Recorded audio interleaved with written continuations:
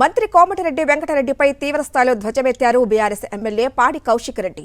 ప్రజల పక్షాన నిలబడి సీఎం రేవంత్ రెడ్డిని సవాల్ చేసిన హరీష్ రావుపై అనుచిత వ్యాఖ్యలు సరికాదంటూ ఆగ్రహం వ్యక్తం చేశారు.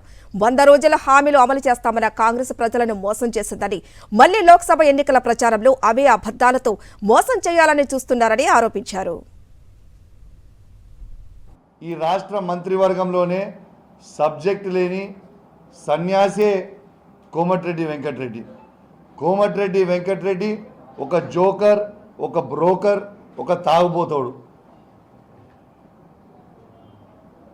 హౌలా పనులైనా హవాలా దందాలైనా కోమటిరెడ్డి వెంకటరెడ్డితోనే సాధ్యమని చెప్పి సందర్భంగా మీ అందరికి కూడా తెలియజేస్తా ఉన్నాను. వెంకన్న, నీకు సిగ్గు అనిపిస్తలేదా? నీకు సిగ్గు, శరము, లజ్జ, మానం లేదా అని నేను అడుగుతా ఉన్నాను. జూనియర్ అయిన రేవంత్ రెడ్డి కింద పనిచేయడానికి నీకు సిగ్గు అనిపిస్తలేదా?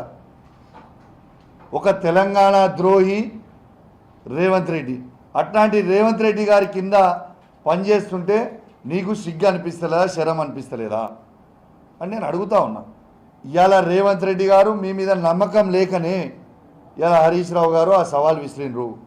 ఇవాళ రైతులని రుణమాఫీ చేస్తామని రైతులను మోసం చేస్తే, రైతు భరోసా 15,000 ఇస్తామని రైతులకు మోసం చేస్తేవి, 2,500 ఇస్తామని మహిళలకి మోసం చేస్తేవి, కొత్తగా పెళ్లి చేసుకున్న ఆడబిడ్డలకి తులం బంగారం ఇస్తామని మోసం చేస్తేవి, ఇలా తాతలకి అవ్వలకి 4,000 రూపాయల పెన్షన్ ఇస్తామని మోసం చేస్తేవి, వికలాంగులకి 5,000 రూపాయల పెన్షన్ ఇస్తామని మోసం చేస్తేవి, ఇలా యువకులకి జాబ్ నోటిఫికేషన్ ఫస్ట్ వీక్లోనే ఇస్తామని చెప్పి మోసం చేస్తేవి.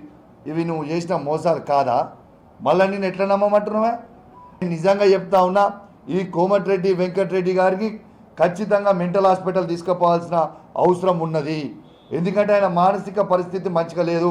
అసెంబ్లీకి వస్తాడు, మందు దాగొస్తాడు. ఇది నిజం, నేను చెప్పింది. కాంగ్రెస్ పార్టీలోనే అడుగురు మీరు.